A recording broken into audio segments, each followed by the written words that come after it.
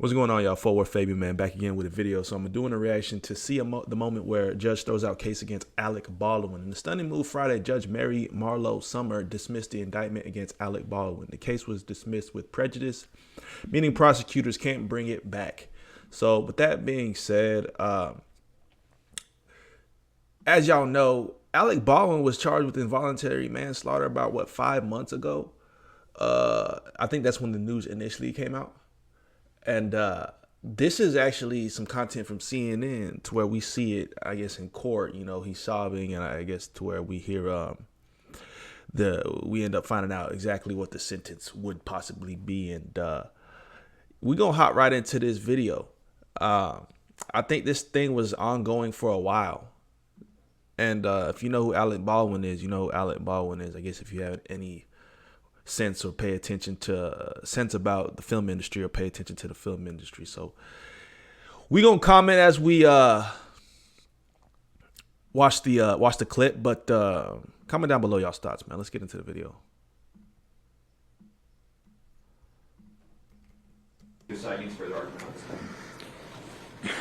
All right.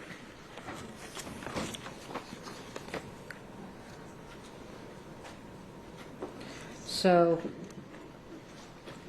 dismissal with prejudice. It's a long ass name, Mary Marlowe Summer. And case law is very clear that because it's very extreme, I have to go through every single element, and I have to make a very good record as to why I'm seeing what I'm seeing. So, in order to establish a Brady violation, the defendant must show that the prosecution suppressed evidence, the evidence was favorable to the accused, and the evidence was material to the defense. So let's go through the elements. Suppression of evidence. The definition of suppression of elements, this is Case versus Hatch, is while the first element requires proof that the prosecution suppressed or withheld the evidence in question, it does not require a finding of bad faith or any other culpable state of mind on the part of the prosecutor. This prong is satisfied. The Santa Fe County Sheriff's Office and the prosecution failed to disclose the supplemental report to defense and provide defense an opportunity to inspect the rounds collected into evidence. Who this is, Mom? I think this is his wife right here. But just to provide additional context here, there's evidence that was possibly linked to a fatal shooting of a cinematographer, Helena Hutchins, on the set of the Western movie Rush in 2021.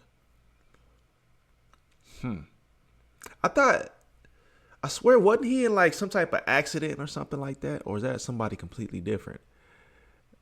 But if you look through his kind of resume and history, Alec Baldwin has had several incidents, you know what I mean? From 95, 2011, and 2021, the shooting incident. So in 2011, there was a plane incident to where he was on a flight and supposedly was told to turn off his electronic device, but he just went off. He got really belligerent. He may have been under the influence, you know what I mean? In 1995, they say he assaulted a photographer for videotaping Basinger and their 3-day-old daughter. I think that's his ex-wife, I believe. Kate, I think it's Kate Basinger or Kim Basinger, actually. So with that being said, man, dude kind of rambunctious. Is the evidence favorable to the accused? The second Brady element is whether the suppressed evidence was favorable to the accused, either as impeachment or exculpatory evidence. This prong is satisfied. The suppressed evidence is favorable to the accused. It is impeachment evidence, has even been offered in this trial as impeachment evidence, and is potentially exculpatory to the defense. Critically, the exculpatory value cannot be analyzed at such a late juncture because of the non-disclosure. Is the evidence material? So supposedly they're saying he could have been sentenced up to 18 months if if the jurors had obviously agreed that he committed the felony. And, you know, in celebrity time, I don't think that's all that much. Like, obviously there's time served and stuff like that. These guys end up getting out pretty early. Well, it requires an evaluation of whether the late tender has impeded the effective use of evidence in such a way that it impacts the fundamental fairness of the proceedings, and that is State versus Huerta Castro. This evidence is material. The late discovery of this evidence during trial has impeded the effective use of evidence in such a way that it has impacted the fundamental fairness of the proceedings. Wow. The defense is not in a position to test the state's theory as to the source of the live rounds that killed Ms. Hutchins. I'm also going to take a look at Harper. That's the thing, man. Not to pause too much. There's a thing about like state versus Fed cases. You know what I'm saying? And I think there's just a lot of constraint. You know what I'm saying? But prior to what she had mentioned, when evidence is submitted into like case reevaluation way too late, it's funny how that plays a part in like not substantiating it. You know what I'm saying? But it makes sense. It makes sense. Because I think at that point in time, you could just be reaching. Like you're just reaching, or like she said, it's not fundamentally like logical to even be coming into play at a certain point in time to where it's just the latter. But that's interesting. State versus Harper. The assessment of sanctions depends upon the extent of the government's culpability, weighed against the amount of prejudice to the state. Quoting Chenard. Let's go through culpability. Our case law generally provides that the refusal to comply with a district court's discovery order only rises to the level of exclusion or dismissal where the state's conduct is especially culpable, such as where evidence is unilaterally withheld by the state. The prosecution. Or all access to the evidence is precluded by state intransience. Right. The state is highly culpable for its failure to provide this discovery to the defendant. Exactly. The state unilaterally withheld a supplemental report. Santa Fe County Sheriff's Officer made the decision, and apparently also with the prosecutor, as pursuant to Hancock's testimony, that the evidence was of no evidentiary value and failed to connect the evidence to the instant case. The case agent, as well as pursuant to Hancock's testimony, Ms. Morrissey, was aware of the new evidence and yet did not make an effort to disclose it to defense. The state's willful withholding of this information was intentional and deliberate. If this conduct does not rise to the level of bad faith, it certainly comes so near to bad faith as to show signs of scorching. Prejudice. When discovery has been produced late, prejudice does not accrue unless the evidence is material and the disclosure is so late that it undermines the defendant's preparation for trial. The court concludes that this conduct is highly prejudicial to the defendant. The jury has been sworn, jeopardy has attached, and this disclosure during the course of trial is so late that it undermines the defendant's preparation for trial. There is no way for the court to right this wrong. Lesser sanctions under Harper. Trial courts possess broad discretionary authority to decide what sanction to impose when a discovery order is violated. State versus Lemire. The sanction of dismissal is the only warranted remedy. The jury has been sworn, jeopardy has attached, and a mistrial would not be based upon manifest necessity. Further, the sanction of dismissal is warranted in this case. The state has repeatedly made representations to defense and to the court that they were compliant with all their discovery obligations. Despite their repeated representations, they have continued to fail to disclose critical evidence to the defendant. Brady and Harper are satisfied. Dismissal with prejudice is warranted.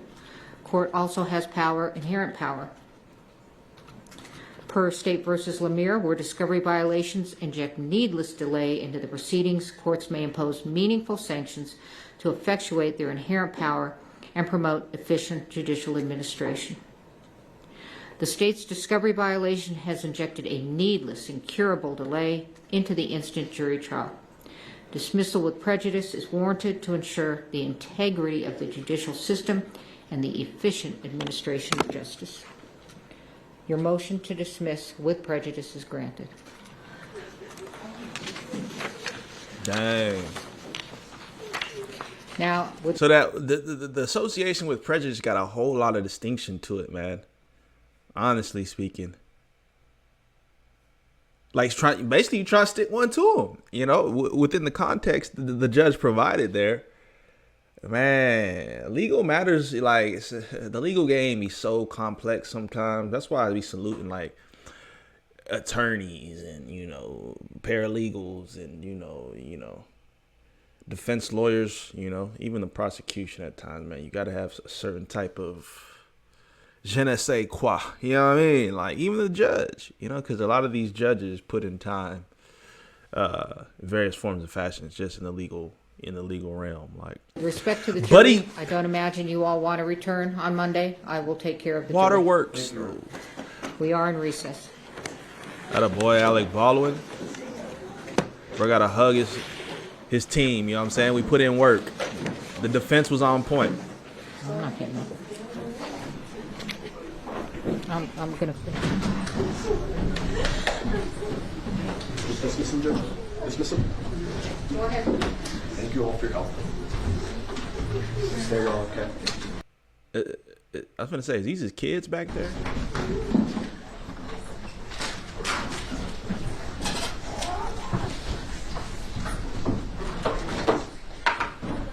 Alec Baldwin. Get out of the courtroom. He said, good work, son. Good work, man. Good work, boys.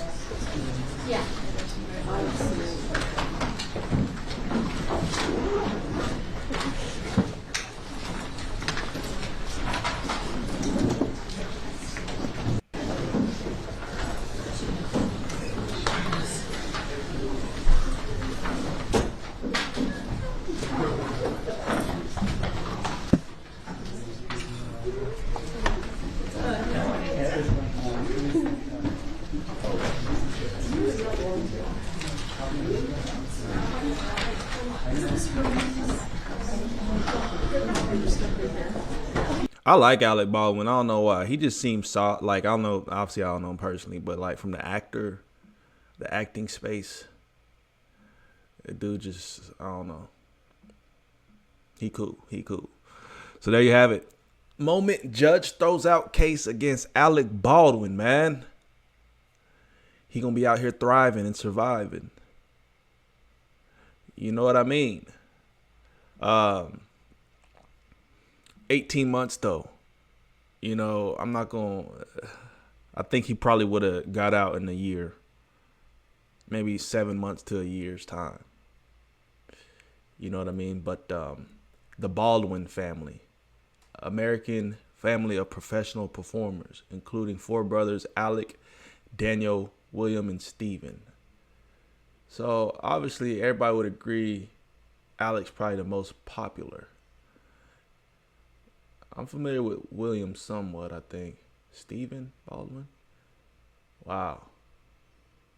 Okay. Comment down below, man. Comment down below. Let me know y'all's thoughts. Peace, love, prosperity to everybody out there. We'll catch y'all next time. God bless.